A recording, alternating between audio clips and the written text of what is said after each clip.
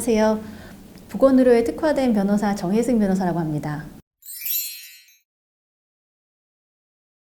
의료기관에서 가볍게 여기고 실시하다가 좀 크게 문제가 됐던 사례가 있었습니다. 소위 말하는 블로그 체험단 이라고 들어보셨어요? 보통은 맛집에 이제 방문해서 음식을 공짜로 제공을 받고 실제 음식을 먹은 다음에 그 평을 해주는 거죠. 평을 해주고 특히 그 블로그의 목적은 해당 그 음식점이나 해당 상품을 엄청 광고를 한다기보다는 그 상품 또는 음식점의 정보를 그 인터넷에 남겨놓기 위한 목적인 경우가 많아요. 그래서 해당 업장에 지도도 링크해 놓는다던가 찾아가는 길을 설명해 준다던가 그게 정보 제공 및 광고 효과로 이제 블로그 체험단 광고가 한참 유행을 했는데 이것을 의료기관에서도 적용한 사례가 있었습니다. 의료기관에 적용을 하시게 되면 의료기관에서는 아주 비싸지 않은 시술을 무료로 해주고 그 블로그 체험단 분들은 의료기관에 방문해서 시술을 받고 그리고 내 블로그 내용도 살펴보면 뭐 어디에 위치해 있었고 어떻게 가기 편했고 뭐 주차가 가능했고 몇 번 출구가 가까우며 의료기관 내부 분위기는 어떻습니다. 그래서 들어가면 이런 절차로 진료를 받게 됩니다.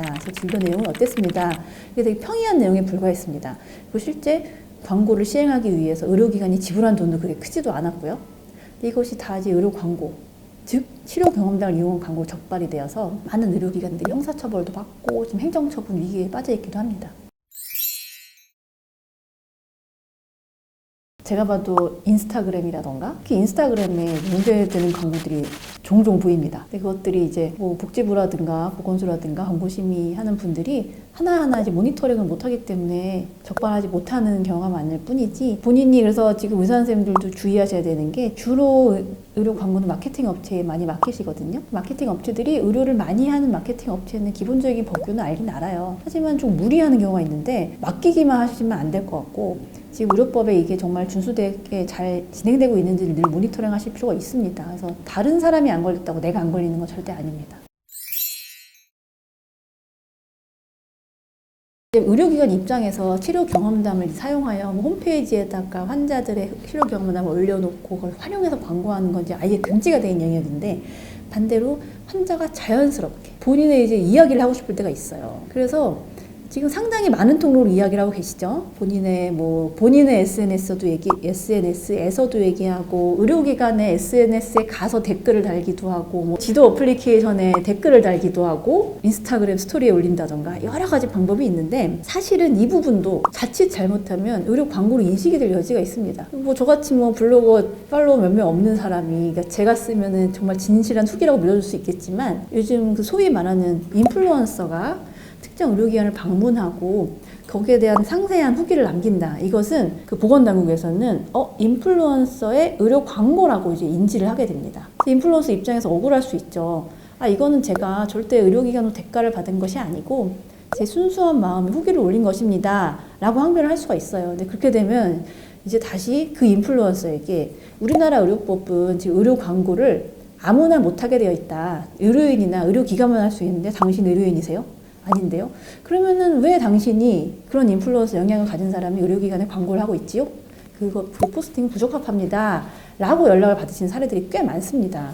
그래서 이게 환자들의 치료 경험담이 본인의 표현의 자유 영역에 머무를 수도 있고 그것이 너무 영향력이 있는 경우에는 광고로 분류될 수 있다는 점을 좀 유의하실 필요가 있어요. 최근에 판례 중에는 의료기관의 그 모 SNS 계정에 들어와서 이제 환자들이 자유롭게 이제 댓글로 자기 경험을 공유한 사례가 있었는데 그것을 검사는 기소를 했어요. 그 치료 경험담이 해당 의료기관의 계정에 댓글로 달려있고 그것이 광고 효과를 낸다라고 해서 기소를 했지만 환자들이 와서 그냥 단순히 댓글을 다는 것은 광고로 보긴 좀 어렵다. 이것은 치료 경험담 광고는 아니다라고 무죄받은 사례는 있습니다. 그 경계에 있다는 점을 좀 주의하실 필요가 있어요. 그래서 환자들이 자유롭게 작성하는 후기의 경우에는 표현의 자유 영역이기 때문에 뭐 원론적으로는 허용이 된다고 할지라도 이런 사례들이 있습니다.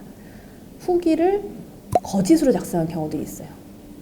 방문하지도 않고 후기를 쓰는 사람은 완전 거짓이겠죠? 그리고 방문을 했지만 뭐 자유의사에 반해서 쓰는 경우도 있는데 이런 후기, 거짓 후기들이 쌓이면은 그 자체가 허위 광고가 되겠죠? 허위 광고가 되겠고 그리고 예를 들어서 최근 미용이나 성형 쪽에 플랫폼들이 있습니다. 그래서 플랫폼들에도 후기를 남길 수 있는데 그곳에 허위 후기 제가 내원하지도 않았는데 내원했다라고 하던가 아니면은 상대방 의료기관을 비방하는 허위 후기를 남기는 것은 사실 그 플랫폼에 대한 업무 방해가 될 수가 있어요.